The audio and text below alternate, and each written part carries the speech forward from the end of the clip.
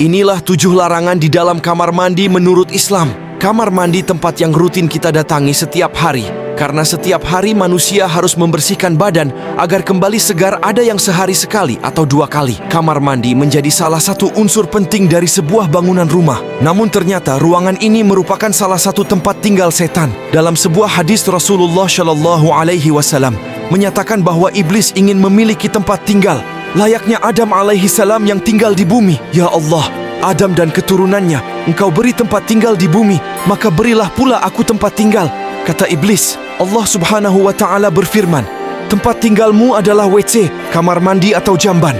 Hadis riwayat Bukhari. Tentu saja iblis tidak akan tinggal diam ketika kediamannya dimasuki oleh manusia yang menjadi target utama kesesatan mereka. Maka Anda diharuskan untuk membaca doa ketika akan masuk ke kamar mandi. Inilah hal-hal yang sering kita lakukan di kamar mandi, namun ternyata dilarang dalam Islam karena ini adalah godaan setan.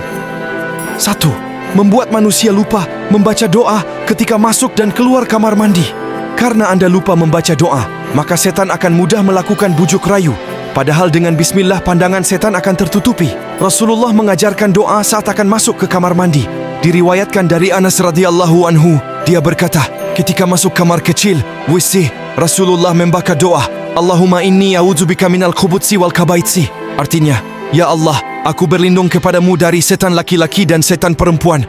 Doa keluar kamar mandi, ghufranaka, alhamdulillahilladzi azhaba anil adza wa afani. Artinya, dengan mengharap ampunanmu, segala puji milik Allah yang telah menghilangkan kotoran dari badanku dan yang telah menyejahterakan.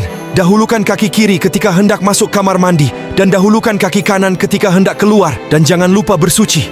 2. Berlama-lama di dalam kamar mandi. Banyak di antara kita yang mungkin lama saat berada di kamar mandi. Ternyata, ini merupakan salah satu bentuk godaan yang dilakukan setan. Para ulama menyarankan agar kita cepat keluar dari kamar mandi karena tempat ini adalah sarangnya setan. Karena WC dan semisalnya merupakan tempat kotor yang dihuni setan. 3. Bernyanyi atau berkata-kata. Para ulama sepakat jika kegiatan ini hukumnya adalah makruh atau perbuatan yang sebaiknya tidak dilakukan. Jika dibutuhkan tidak mengapa, jika tidak maka meninggalkannya lebih utama. Tidak boleh 2 orang keluar menuju tempat buang hajat dalam keadaan membuka aurat sambil berbicara, karena Allah murka dengan hal yang demikian. Hadis riwayat Abu Daud, Ahmad. Tentu saja, sesuatu jika sudah dilarang agama, pasti setan akan mencari cara bagaimana agar manusia tetap melakukan dan melanggarnya. 4. Bermain-main air atau sesuatu yang lain. Tidak dipungkiri jika kita pasti sering melakukan ini. Dengan alasan agar tubuh bersih maksimal, maka seseorang akan berlama-lama di kamar mandinya.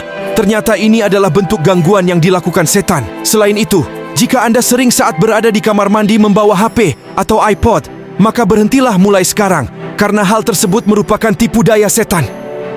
5. Membiarkan baju yang kotor tergantung dalam kamar mandi. Bahkan menggantung baju kotor di kamar mandi tergolong tipu daya setan. Dengan baju kotor yang menumpuk, maka tidak jarang akan menimbulkan penyakit dan berkembang biaknya bakteri-bakteri yang dapat mengganggu kesehatan tubuh. Setan membuat kita menjadi malas memperhatikan kebersihan pakaian kita, padahal hal-hal yang kotor sangat tidak disukai Allah subhanahu wa ta'ala. 6. Mencoret-coret dinding kamar mandi. Entah apa yang dipikirkan, sehingga tidak jarang baik di kamar mandi pribadi ataupun umum orang melakukan tindakan merusak keindahan. Ya, ini merupakan gangguan setan yang selayaknya kita hindari. Mencoret-coret dinding hanya akan membuat ruangan tersebut terlihat kotor. Inilah yang sangat disukai setan, sehingga sudah seharusnya kita menjauhi tindakan tersebut. 7.